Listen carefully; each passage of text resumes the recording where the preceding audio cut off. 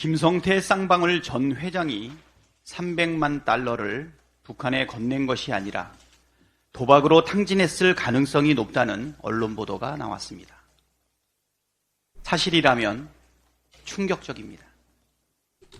보도에 따르면 2019년 8, 9월경 필리핀에서 김성태와 같이 도박을 한 적이 있다는 제보자는 당시 김성태가 도박으로 수십억을 날렸으며 그 이후 마카오에서 더 큰 금액의 도박을 했다고 밝혔습니다. 실제 현지 취재 결과 복수의 환전상들이 김성태를 알고 있었고 김성태가 2019년에 카지노를 자주 찾았다고 증언했습니다. 김성태가 이용한 도박장은 VIP 정킷 룸으로 입장료만 최소 4, 5억 원을 내야 하는 곳이고 칩 하나에 2억 원, 30초에 한 판씩 돌아갈 때마다 4억 원을 걸 수 있다고 합니다.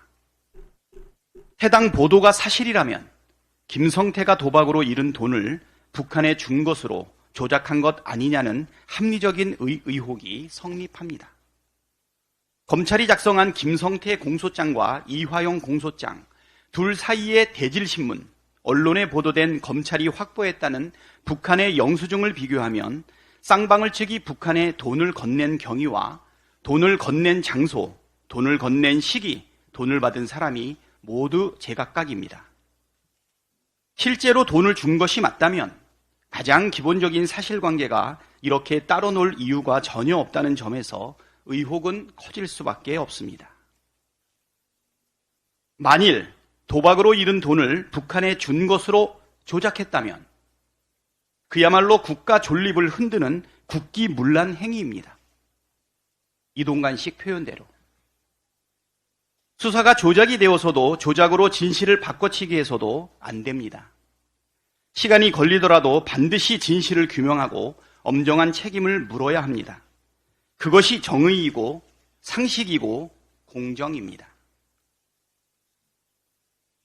이재명 대표에 대한 체포동의안이 오늘 본회의에서 보고될 것으로 보입니다. 거듭 말씀드리지만 검찰의 구속영장 청구는 명분 없는 부당한 정치 탄압입니다.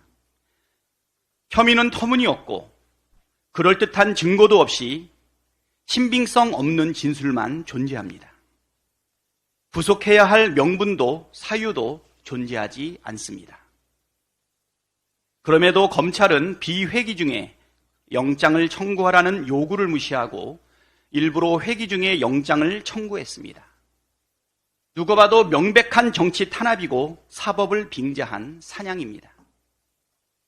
윤석열 정권 들어 계속되는 검찰의 무도한 정치 탄압은 법치와 민주주의의 근간을 뒤흔들고 있습니다.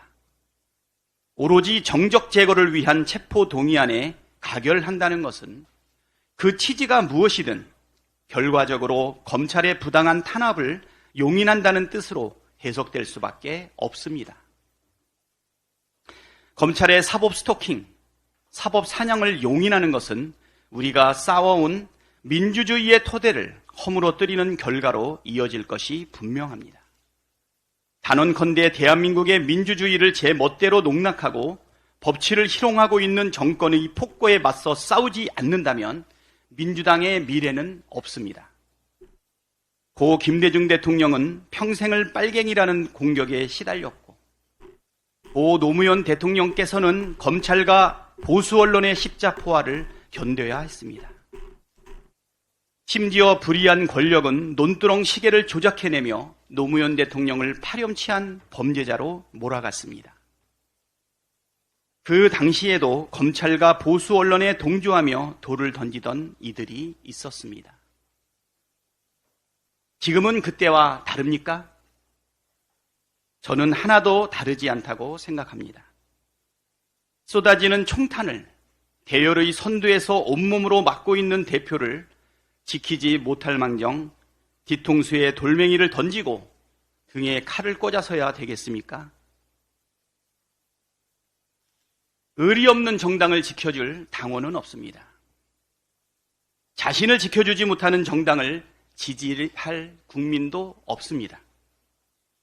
정권의 폭거에 저항하지 못하는 무기력한 정당이, 부당한 탄압으로부터 당대표조차 못 지키는 정당이 무슨 염치로 표를 달라 말할 수 있겠습니까? 윤석열 정권이 폭정의 일치단결에 싸울 때 민주당의 미래가 있습니다. 동지에 대한 의리를 다할 때 민주당의 희망이 있습니다. 온라인에서 회자되고 있는 의혹을 소개해 드리도록 하겠습니다. 배우자 차량 구매 위장 전입, 네, 감사합니다. 배우자 차량 구매 위장 전입, 휴대폰 비밀번호 공개 거부, 부천 상가 건물 불법 증축, 배우자 뉴욕주 변호사 자격, 모친 아파트 편법 증여, 농지 불법 소유, 삼풍 아파트 전세금 43% 인상, 삼성물산 임원 소유 타워팰리스 임차, 골드만삭스 변호사 소유 타워팰리스 임차, 장녀 삼성전자 주식 보유, 부동산 다운계약서 작성, 자료 제출 의무 혜택. 자범 스펙은 이 정도는 되어야 할 것입니다. 정적과 야당은 먼지털이식 수사, 나와 내 편은 눈 가리고 아웅하는 수사, 이 자체로 협잡군으로 불러도 손색이 없을 것인데 남을 조롱하고 깐죽거림으로 남 탓하며 자기 구린내를 제거하려는 추잡함을 더하고 있습니다. 수사의 저울이 망가졌다면 사법의 저울이 있고 사법의 저울조차 망가졌다면 국민의 저울이 있습니다. 국민께서는 더 이상 정치 검찰에 놀아나지 않을 것입니다. 이 정권의 비인간적인 무법 천지에 대해서 반드시 심판할 것입니다. 이상입니다. 명확하게 알아야 합니다. 가결이 옳다, 부결이 옳다 하기 이전에 검찰의 구속영장 자체가 잘못된 것입니다. 국정의 주요 한 축인 제1야당 당대표를 증거도 없이 왜 구속수사를 해야 합니까? 1년 반 동안 수사하고도 더 수사하고 싶으면 불구속 수사해야지요. 더구나 검찰이 국회 회기기간에 구속영장을 청구하여 체포동의안 투표를 유도한 것은 민주당의 분란을 격려하고 선동하기 위한 것입니다. 명백한 야당 탄압, 정적 탄압 앞에서 개인의 정치적 이익을 계산하는 사람이 단 한 명이라도 있다면 당원과 국민에게 분명히 심판받을 것입니다. 더불어민주당은 지난 9월 16일 의원총회에서 윤석열 정권의 부당한 정치수사, 야당 탄압과 정적 제거, 전 정권 죽이기에 맞서 싸울 것이라고 결의하였습니다. 부당한 정치수사, 정적 제거의 본보기인 이재명 대표 체포동의안을 부결하는 것이 의원총회의 결의를 존중하는 것입니다. 윤석열 정치검찰의 이재명 대표 수사의 본질이 무엇입니까?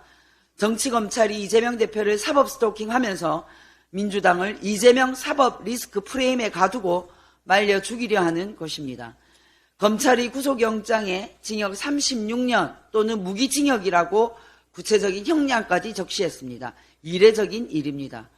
그 내용을 언론에 흘려보내는 것까지 검찰의 행태는 너무나 치졸합니다. 윤석열 정권 2년째 대한민국의 오늘은 안녕합니까? 사법농단, 국정농단, 민생농단, 국방농단, 교육농단, 엉망진창입니다. 이재명 대표 단식 이후 윤석열 정권이 20%대 지지를 받고 민주당이 국민의힘당을 압도하는 여론조사 결과가 나오고 있습니다.